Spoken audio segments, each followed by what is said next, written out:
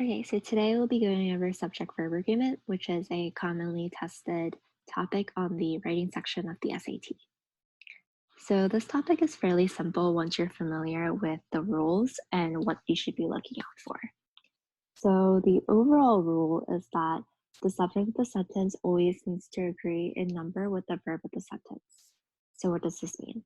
Well, if the subject of the sentence is singular, then the verb of the sentence must also be singular.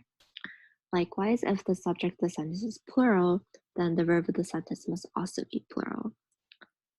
So there are two rules I want you guys to memorize so that you can answer these types of questions with ease. So the first rule would be that if the subject of the sentence is singular, then the verb of the sentence will always be followed with the letter S.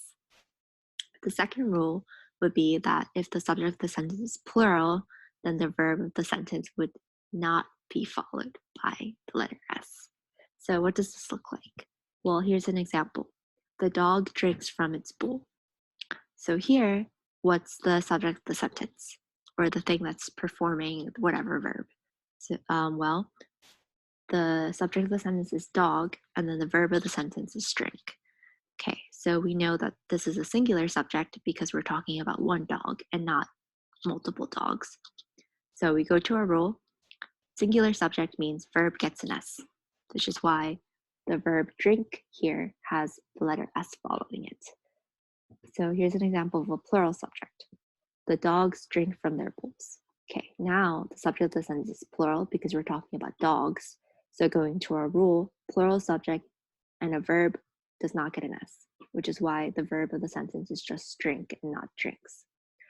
A lot of the times, sentences with subject-verb agreement errors are going to sound awkward when you read it in your head. So let's say the sentence said, the dogs drinks from their bowls. We know that it sounds awkward, but we might not necessarily know what about the sentence makes it awkward. And then but knowing this rule that a plural subject gets a verb that does not have the letter S following it, we can clearly identify what exactly is wrong with the sentence and why it sounds awkward. Okay, so how do we identify the subject of the sentence? Well, the subject of the sentence is always going to be a noun or pronoun. And just going back to our old grammar days, the noun of the sentence is always going to be the person, place, thing, or idea. So a lot of the times, College Board tries to trick students by having multiple nouns in the same sentence.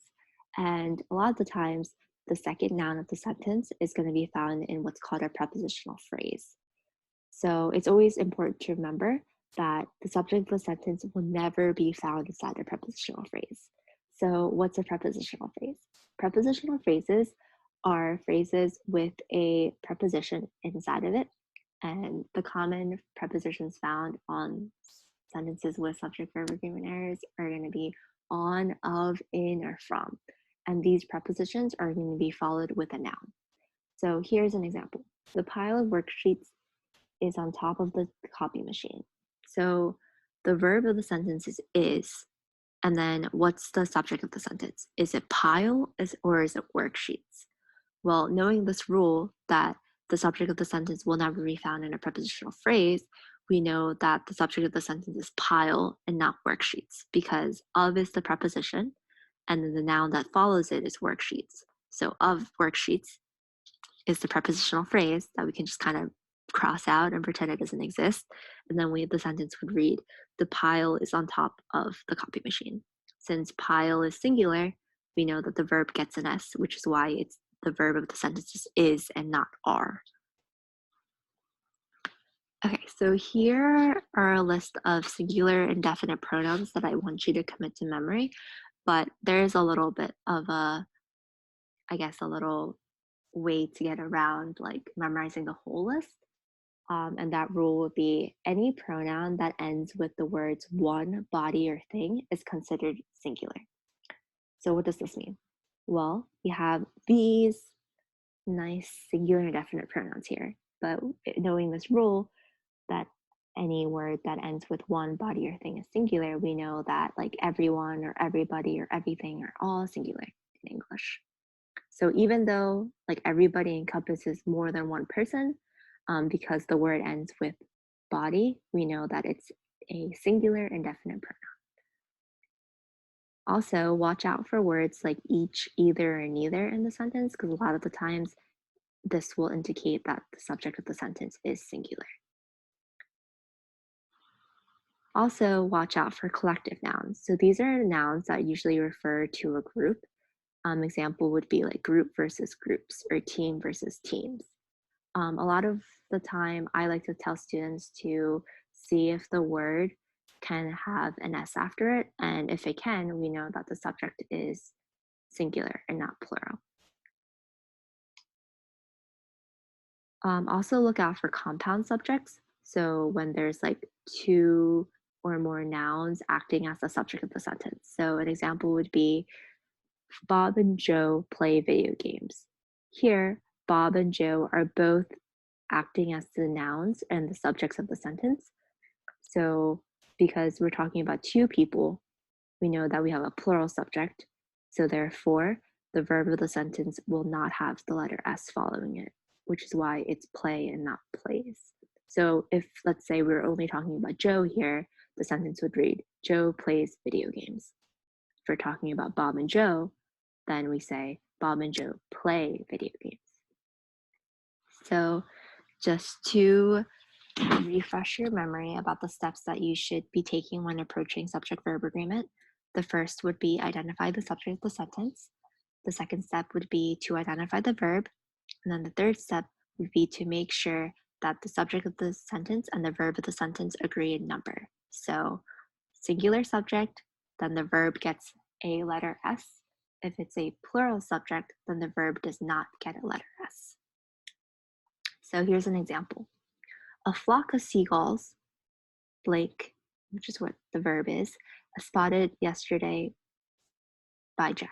So is it was or were here? Well, we know that the preposition in this sentence is of, so we know that we can cross out of seagulls because that's the prepositional phrase.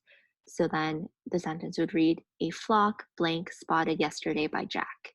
Okay, so if we're talking flock is a thing that was spotted yesterday, which means flock is the subject of the sentence. So flock versus flocks, okay? So we know that flock is singular, which means singular subject is paired up with a verb that gets the letter S after it. So the verb here needs an S, which is why it'll be was and not were. So the sentence would read, a flock of seagulls was spotted yesterday by Jack. Some common like subject verb errors with the verb is that is becomes are or are becomes is based on whether or not the subject of the sentence is singular or plural. And the past tense of the same thing would be was to were and were to was. So yeah, just make sure you guys memorize that singular subject plus verb that has the letter S after it, plural subject plus verb that does not have a letter S after it. Just memorizing these two rules will definitely help you out with this section of the SAT writing section. All right.